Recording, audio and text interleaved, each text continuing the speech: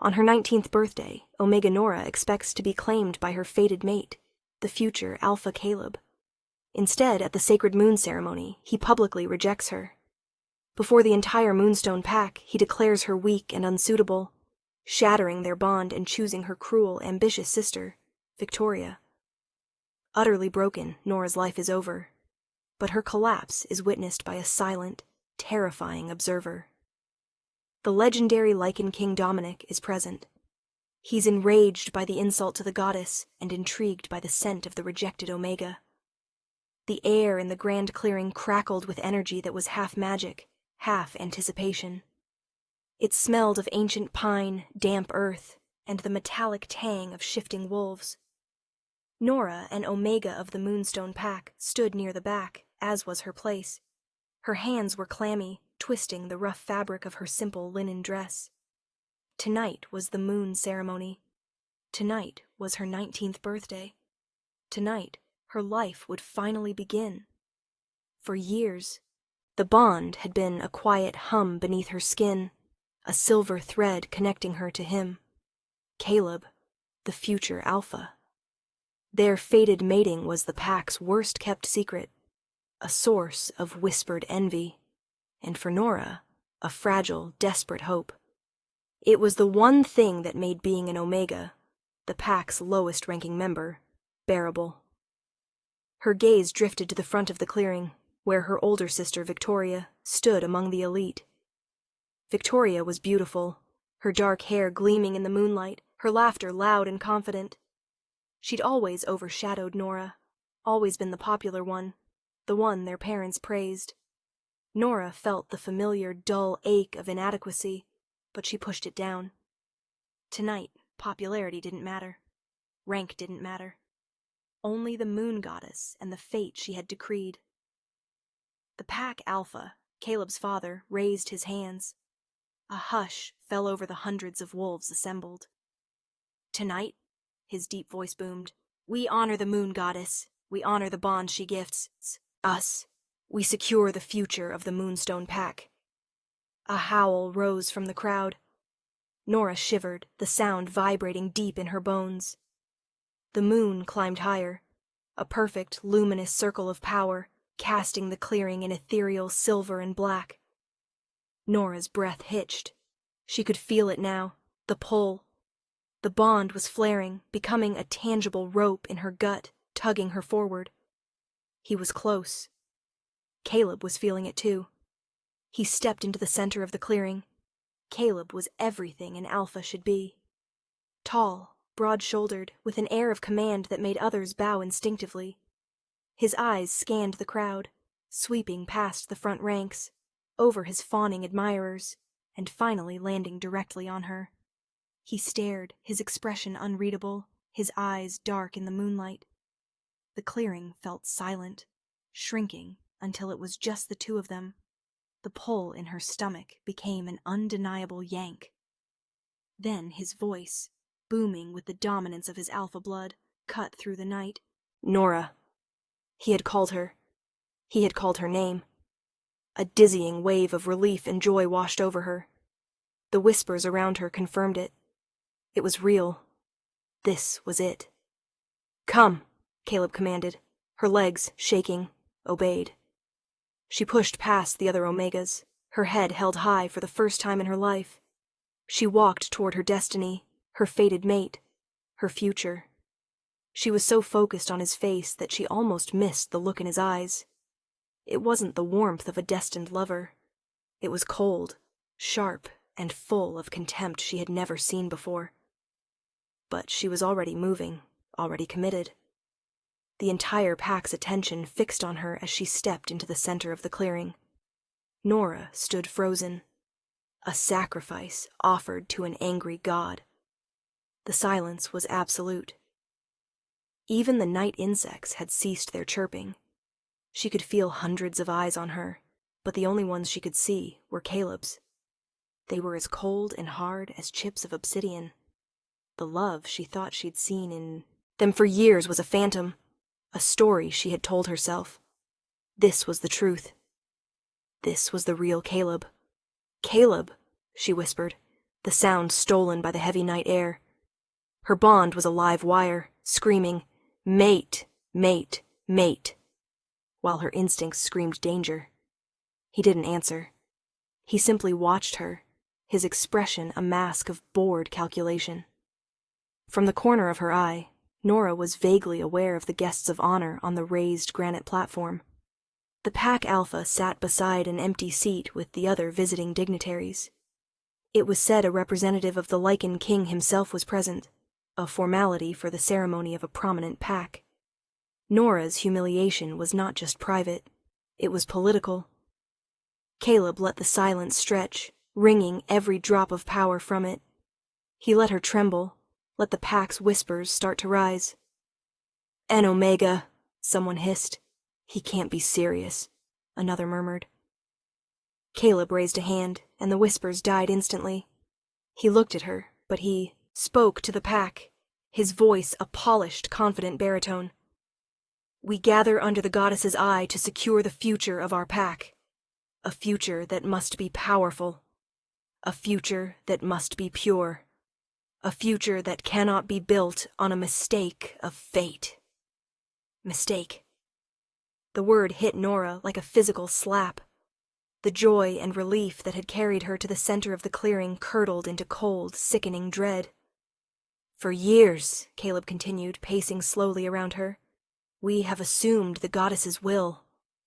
He stopped in front of her, close enough that she could smell the sharp scent of mint and pine on him. He leaned in, his voice dropping to a low, cruel tone, meant only for her, though the entire pack watched. "Did you really think," he sneered, "that you could be Luna? Did you really think I would bind myself to weakness?" Her breath hitched. The hope that had been her only shield for 19 years began to crack. She looked to his father, the Alpha, but he was watching his son with a guarded expression, making no move to intervene. Caleb straightened up, his face hardening as he turned back to the crowd. He took a deep, theatrical breath, puffing his chest with the dominance of his bloodline. The moon was at its absolute zenith, its white light pouring down on him like a spotlight. He was the perfect picture of a future Alpha. And he was about to pass his first sentence. His eyes met hers one last time, devoid of any warmth, any history, any mercy. "Our future must be strong," he declared, his voice ringing with finality. He pointed a single damning finger directly at her. "I, Caleb, future Alpha of the Moonstone Pack," he roared, his voice amplified by supernatural power, "do publicly reject you, Nora, as my fated mate." The word struck Nora with the force of a physical blow. It was not just an emotional wound. It was a spiritual cataclysm. A searing, blinding pain erupted in her chest as the silver thread of their fated bond, the one she had felt since she was 17, was not cut, but torn. It felt like her very soul was being ripped in half. She gasped, a strangled, inhuman sound, and stumbled back, clutching her chest as the agony brought her to her knees. The pack gasped as one. This was not a simple severing. This was a public execution of a sacred pact. Caleb watched her collapse with a look of profound disgust. "The moon goddess was mistaken," he spat, his voice dripping with arrogance. He pointed to her, a trembling, weeping heap on the ground. "Our pack cannot be led by weakness. We cannot be represented by this." He sneered. "She is weak. She is unsuitable. And she is nothing but an Omega." The last word was a curse. The pain in her chest flared, white-hot and blinding. She couldn't breathe. The world was tilting, the silver moonlight turning sickly and gray. She could hear the whispers now, the shock giving way to murmurs of agreement. He was the Alpha. His word was law. If he said she was weak, she was weak. Her world had shattered. The one person who was supposed to be her destiny, her protector, her other half, was the one wielding the knife. She looked up, desperate through a haze of tears. She looked at Caleb's father, who sat stone-faced.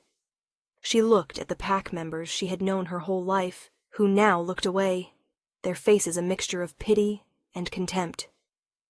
She was alone. She was nothing. But the ceremony was not over. The pack still needed a Luna. "My pack," Caleb announced, his voice smooth and confident once more, "deserves a real Luna. A strong Luna. One I have chosen." The pain was still a tidal wave drowning her, but through it, Nora heard his words. Her vision blurred. Chosen. He was turning away from her. He was scanning the crowd, his eyes landing on someone in the front rank among the elite warriors. A triumphant smile lit his face. Nora, on her hands and knees, followed his gaze. He was moving, his purpose clear. He was walking toward the one person she had always loved, always trusted. He was walking toward her sister. Nora's mind, numb and buzzing with the agony of the broken bond, struggled to process what she was seeing. Caleb wasn't just walking toward Victoria.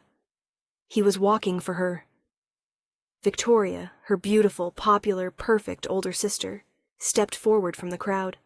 There was no surprise on her face. No sisterly concern for Nora, who was still bleeding her soul onto the cold earth of the clearing.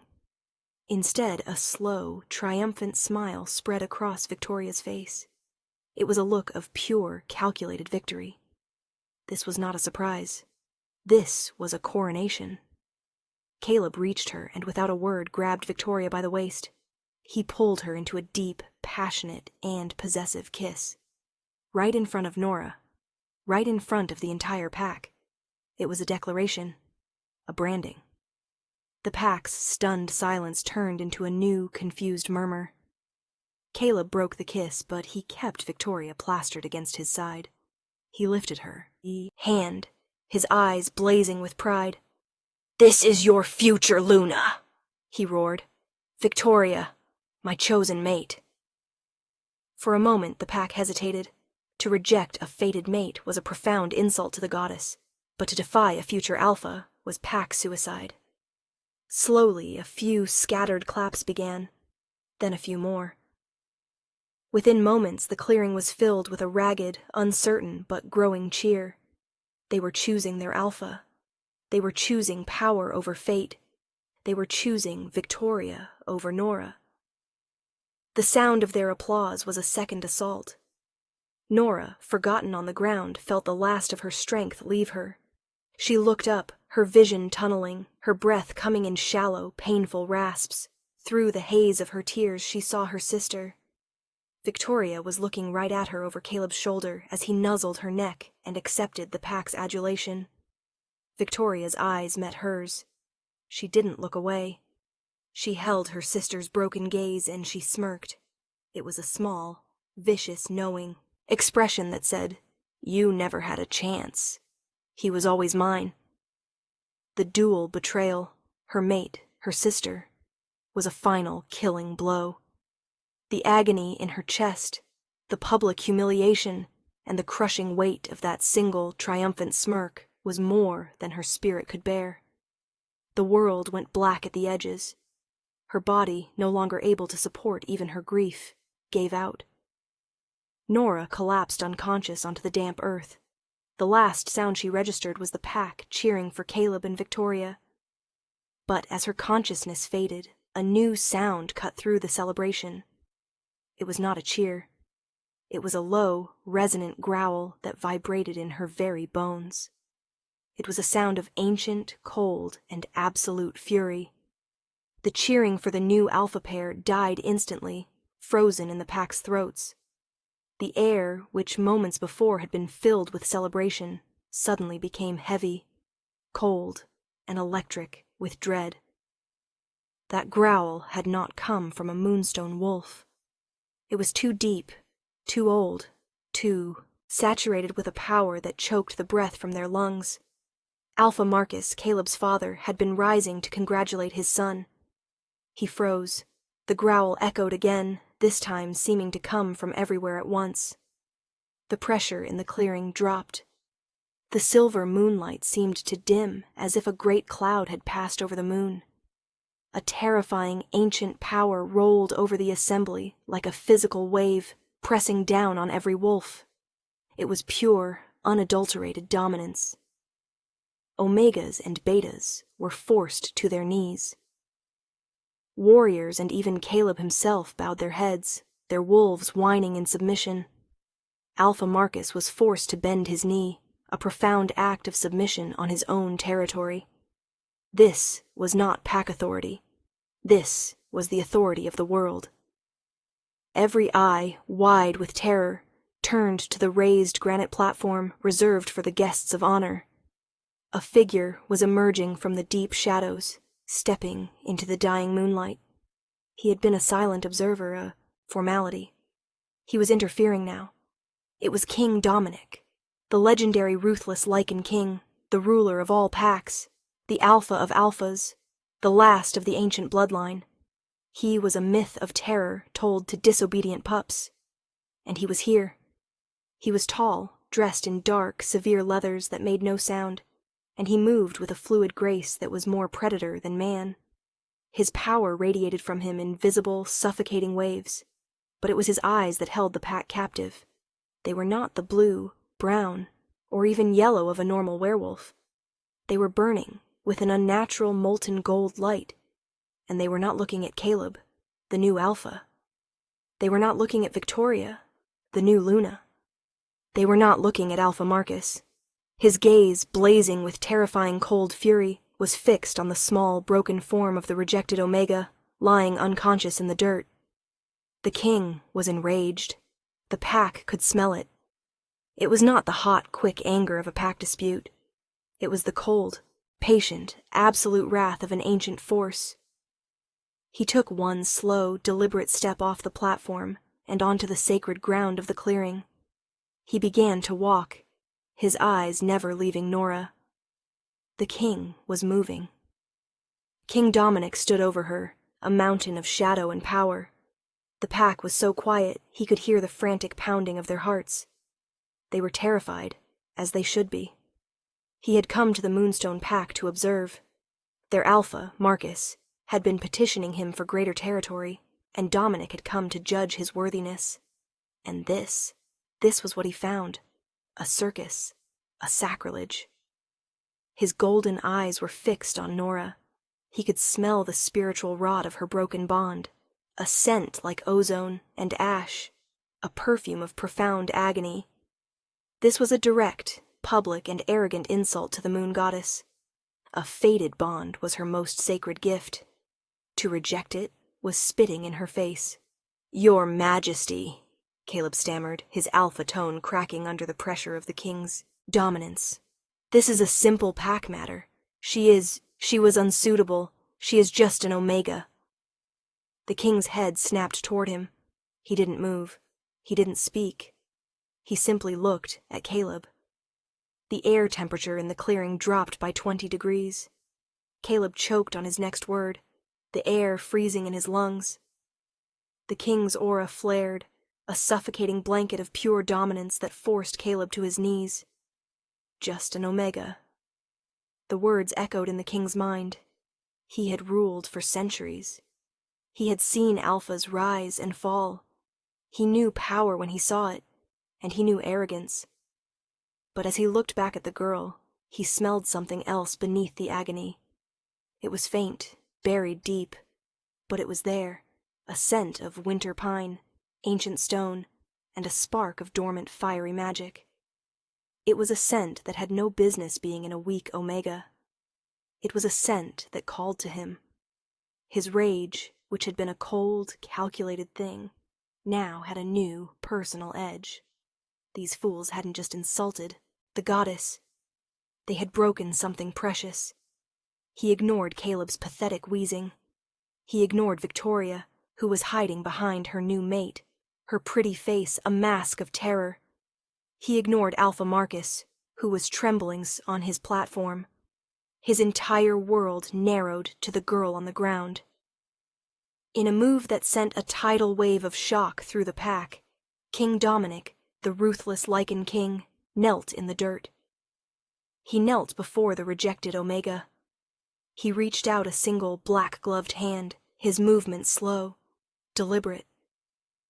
His fingers, symbols of so much death and power, hovered over her tear-streaked face. He brushed a matted strand of hair from her cheek. She was cold, lifeless. "They did this to you," he whispered, so low only he could hear. He hooked his gloved hand under her chin, his touch firm.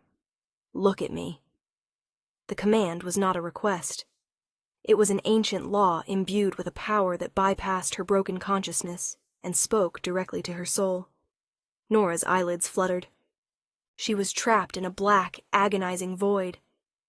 The pain of Caleb's rejection was the only thing that existed.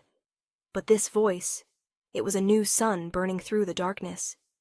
She was forced to obey. Her eyes, dull, glassy, and swimming with unshed tears, opened. They were empty. She was a shell, her spirit already half gone. Her unfocused, broken gaze drifted up and met his. The world ended. It was not a gentle hum, not a silver thread of fate. It was a cataclysm, a supernova of destiny. The moment her broken blue eyes met his burning gold ones, a bond exploded into existence. It was a golden, fiery, and furious connection that slammed into them both with the force of a physical blow. Nora gasped, a ragged, desperate intake of breath, as the bond, a king's bond, seized her very essence. It was a power so vast it was terrifying. It surged from Dominic into her, a tidal wave of ancient strength, and it met a tiny, dormant spark deep within her own soul, fanning it into an inferno. For Nora, the agonizing, tearing pain of Caleb's rejection was instantly and utterly incinerated. It was vaporized, as if it had never existed. In its place, this new, golden power flooded her, mending the tear in her spirit, sealing the wound in her soul. It was warm, it was absolute, and it was possessive. For Dominic, it was a shock that rocked him to his core.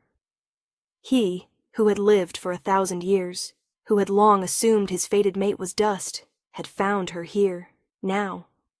A broken child kneeling in the mud, rejected by a pathetic alpha pup.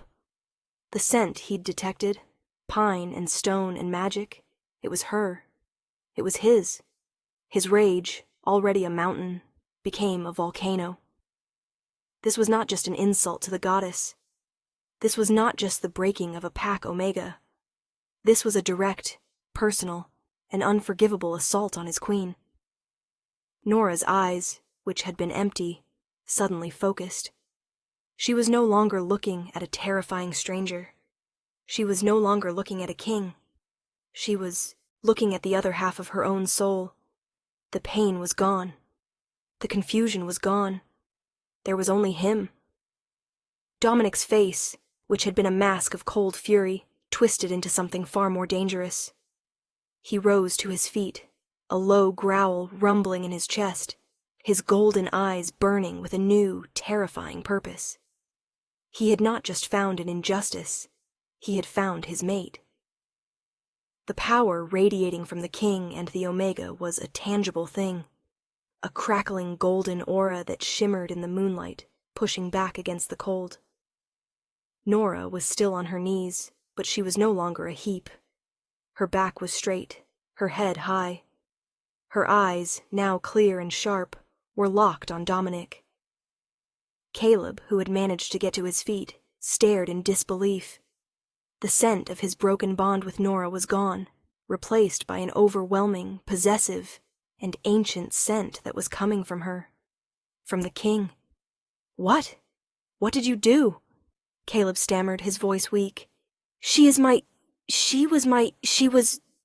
yours to cherish, yours to protect, yours to honor," Dominic snarled.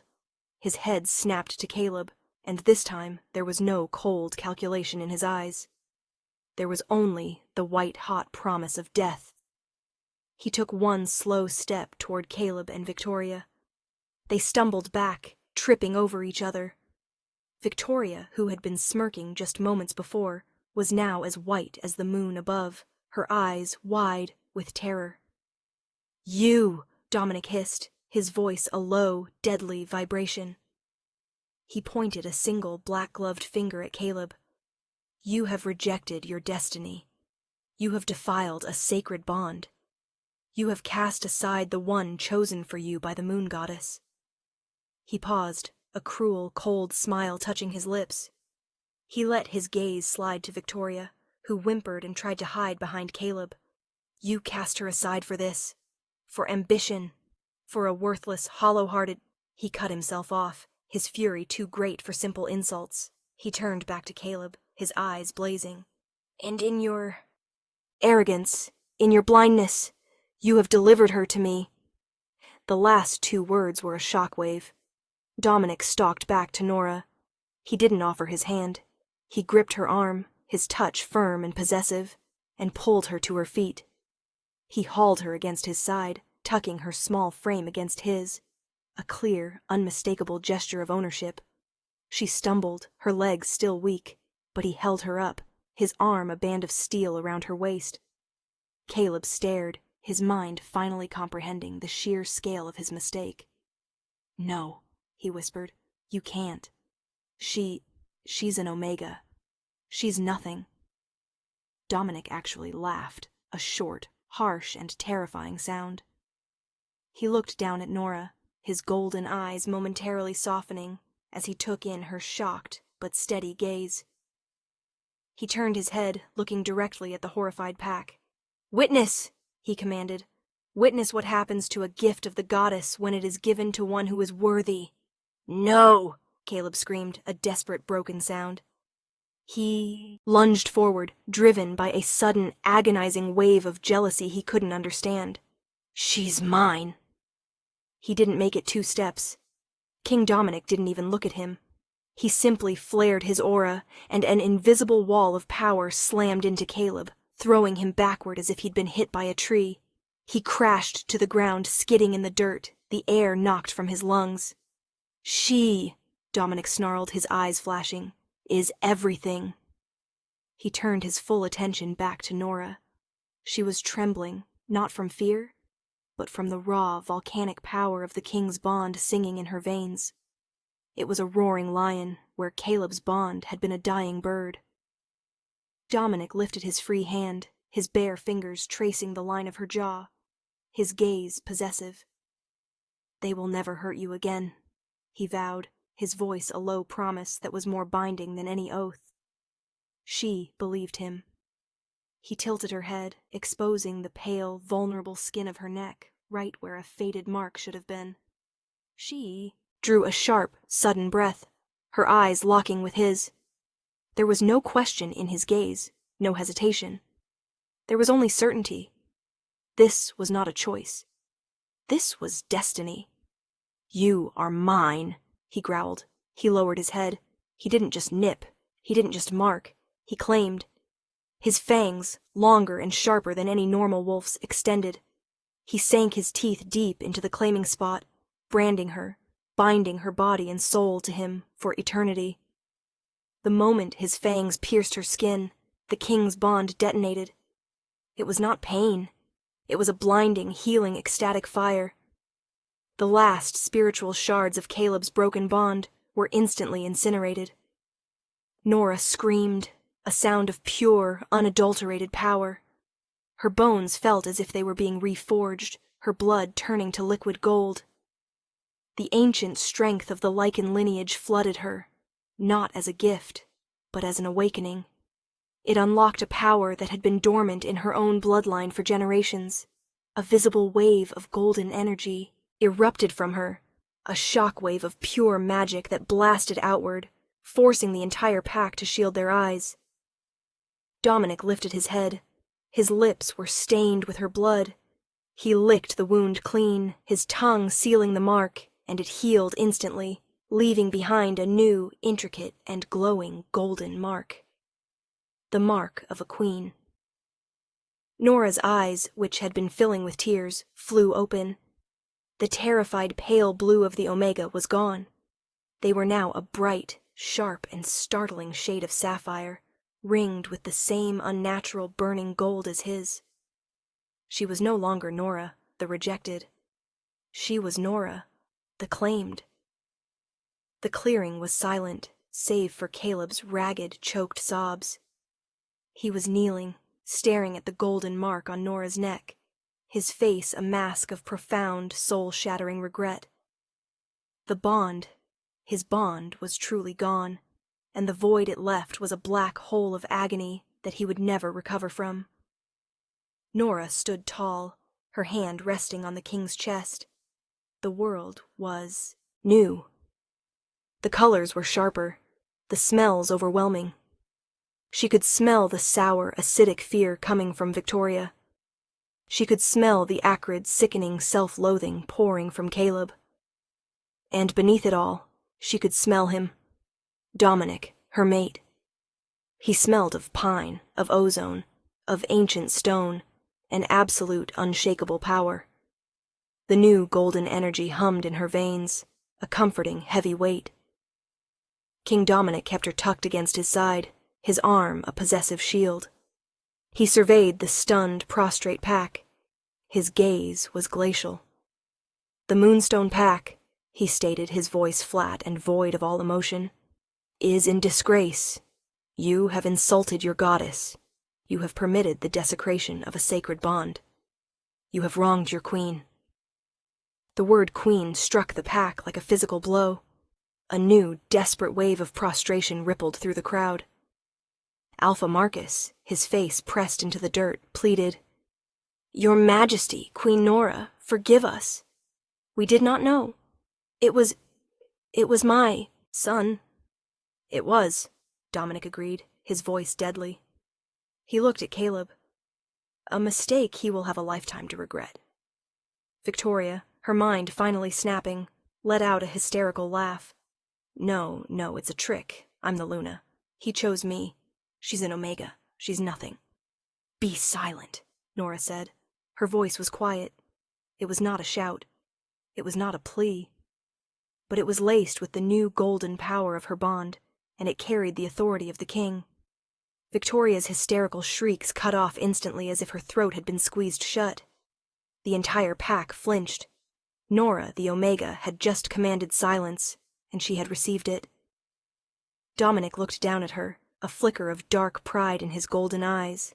"There is nothing for you here," he said, his voice softer, for her alone. Nora looked at the pack members who had scorned her. She looked at her sister, who was now weeping silent, furious tears. And she looked at Caleb, the man who had been her sun and stars, and felt nothing. Only a cold, distant pity. He was pathetic. He was weak. The king was right. She turned her back on all of it, the clearing, her family, her entire life. She did not feel a single pang of loss. "Come," Dominic commanded. He began to walk towards the edge of the forest, and Nora, the once weak Omega, walked with him, her steps steady, her head high.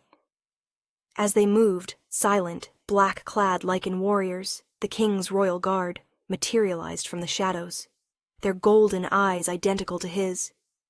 They formed a silent, lethal perimeter around their king and his new queen. Nora took her first step out of the clearing, her hand still resting on her mate's arm, leaving her past to rot. She was heading to the Lycan king's court, a place of treacherous ancient power.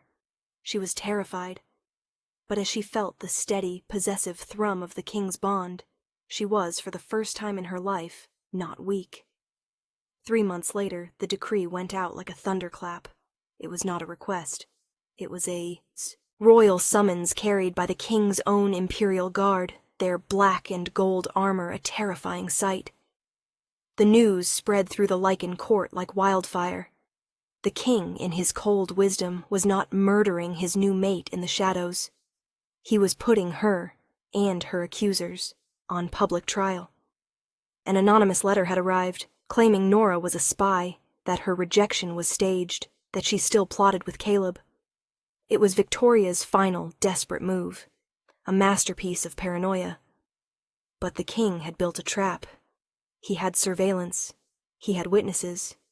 He had the truth. When they gathered in the grand clearing once more, the entire Moonstone Pack forced to their knees, Victoria and Caleb brought in chains, Dominic stood with Nora at his side. The trial was swift. The beta traveler Victoria had bribed confessed. The surveillance reports proved Caleb had never left the pack house, never met with anyone. Victoria's lies unraveled before the assembled masses. It worked on Peter. She sobbed, her careful facade crumbling. It was supposed to work on you. She had just confessed her own treason. Caleb, finally understanding the depth of Victoria's manipulation, publicly severed all ties to her. I want nothing to do with you, he spat. You are nothing to this pack. You are nothing to me. Then he turned to Nora, dropping to his knees in the dirt before the woman he had cast aside. My queen, he choked out. I was a fool. I was blind, arrogant. I rejected my destiny. I will live with that forever. All eyes were on Nora. Victoria grabbed the hem of her midnight blue gown, sobbing. Nora, please. You're my sister. You have to forgive me. I didn't know. I was jealous.